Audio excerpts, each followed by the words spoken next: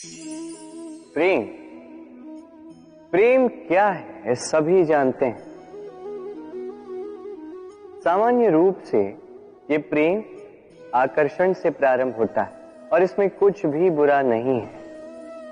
महत्वपूर्ण बात यह है कि इस प्रेम का लक्ष्य क्या है। जिससे आपने प्रेम किया उसे पा लेना या ना पाने के कारण स्वयं को विचलित कर इस संसार से मुख मोड़ लेना। यदि कोई इन दोनों विकल्पों में से कोई एक चुनता है तो आपको बता दो, ये दोनों ही प्रेम का अंत है। प्रेम का असली अर्थ है समर्पण, संपूर्ण निस्वार्थ समर्पण। ऐसा प्रेम जिसमें जिनसे आपने प्रेम किया उसको पाने की प्रसन्नता आपका लक्ष्य नहीं है। जिनसे आपने प्रेम किया उसे प्रसन्न करना आपका लक्ष्य हो। ये प्रेम ईश्वर है, किंतु यदि इस प्रेम में पूर्णतः समर्पित नहीं होंगे तो इस प्रेम में एक आकार नहीं हो पाओगे। किंतु यदि इस प्रेम में स्वयं को पूर्णतः समर्पित कर दिया तो समझो इसी प्रेम में आप ईश्वर पाओगे। राधे राधे। प्रेम, ये प्रेम इस संसार में किसे नहीं भाता। हर किसी ने प्रेम का अनुभव किया ही। हर कोई जानता है ये प्रेम कितना सुंदर है, क्यों ना। ये प्रेम भाव इस संसार में सबसे शक्तिशाली भाव है।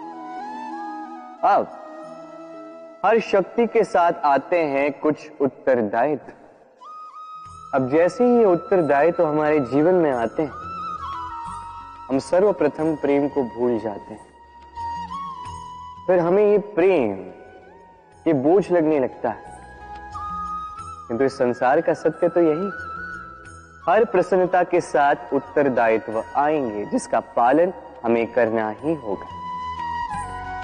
अब यदि मैं आपको उदाहरण दूं, आपके बगीचे में आप चाहते हैं कि एक सुंदर सा पुष्पों से भरा हुआ वृक्ष आए, तो सर्वप्रथम उसके लिए आपको जल और धूप का आयोजन करना होगा। उसके जड़ों पर दीमक ना लगे ये आपको सुनिश्चित करना होगा। उसके आसपास उगी खरपतवार वो आपको हटानी होगी। उसी के पश्चात तो आपके उस बगीचे में वो सुंदर पुष्पों से भरा वृक्ष आएगा। क्यों? इसी प्रकार होता है प्रेम भी। सर्वप्रथम आपको इसमें समर्पण का खाद जल डालना होगा। अविश्वास और संदेह इसकी खरपतवार आपको हटानी होगी और विश्वास की ये जड़ें कभी ना दुर्बल पड़े ये आपको सुनिश्चित करना होगा। उसी के पश्चात प्रेम का वास्तविक सुख आप अनुभव कर पाएं। राधे राधे।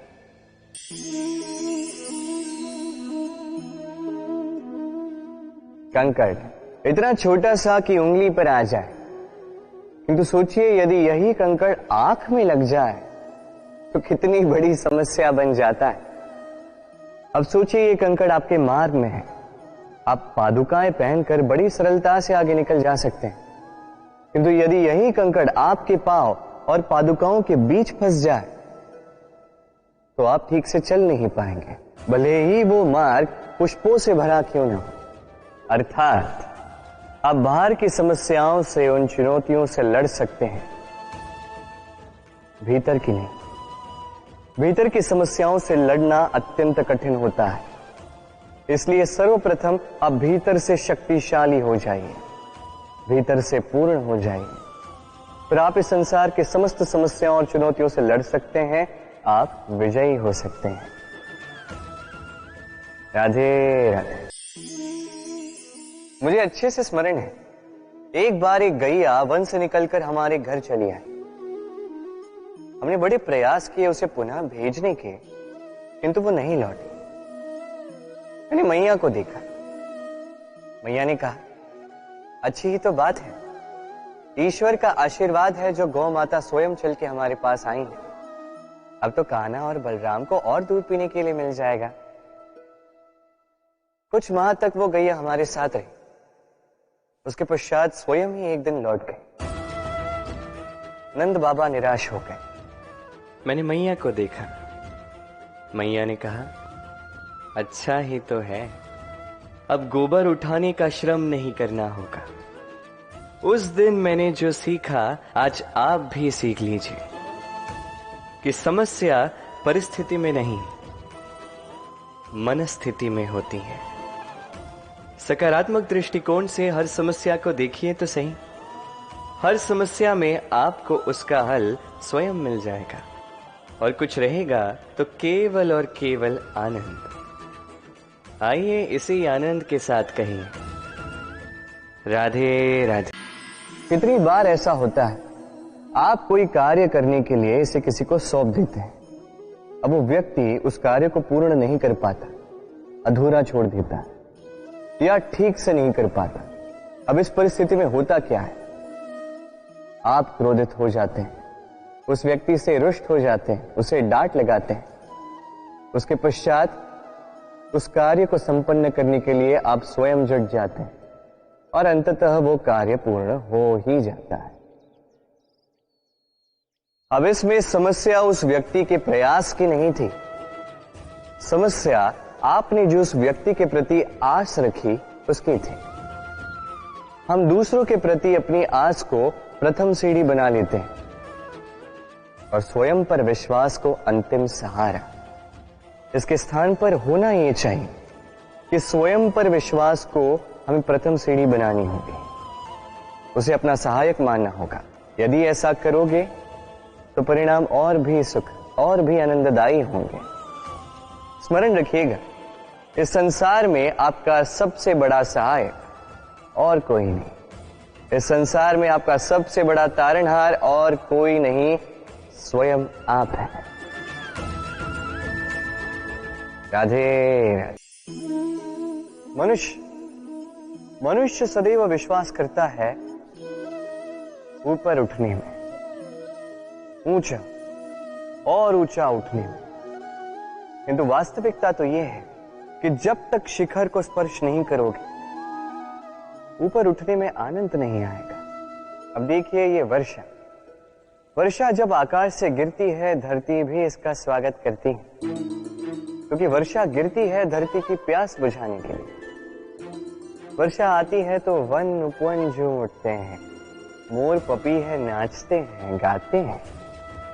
इसलिए नहीं कि वर्षा गिरी, इसलिए कि वर्षा उस भाव से गिरी। अब उसी स्थान पे यदि आकाश से कड़कती हुई बिजली धरती पर गिरे तो ये प्रकृति भयभीत हो जाती है। अर्थात ये भाव अत्यंत महत्वपूर्ण है। सर्वप्रथम इस भाव को देखिएगा और यदि इस भाव में सृजन है तो समझ लीजिए सब कुछ शुभ ही होगा। राधे राधे। वर्षा की ऋतु में जब भयानक वर्षा होती है, तीव्र गति से वायु चलती है, तब अक्सर आपने देखा होगा ये पक्षियां, इनके घोंसले अक्सर टूट जाते हैं, नष्ट हो जाते हैं। किंतु क्या कभी आपने इन पक्षियों को विलाप करते हुए देखा है? कभी नहीं। जैसे ही वर्षा रुकती है, ये पुनः तिनका तिनका जोड़कर अपना घोंसला पुनः बना ही देते हैं, अपना संसार वैसा बना देते हैं जैसा पहले था। और ऐसा क्यों? क्योंकि इस चक्रवात के कार्य से इन पक्षियों को कोई लेना देना है ही नहीं। वो तो बस वो करते हैं जो उनके हाथ में है। और यही है सुखी जीवन का मूल मंत्र। जो आपके वश में नहीं, उस पर विलाप करके कोई लाभ नहीं होगा। अपना ध्यान केवल उस पर केंद्रित कीजिए जो आपके वश में है। जो बदल चुका है उसे कदाचित आप बदल नहीं सकते, किंतु जिसे आप बदल सकते हैं उस पर ध्यान केंद्रित कीजिए। इस जीवन में तनिक सकारात्मक बन जाइए, देखिए सब शुभ होगा। राधे राधे।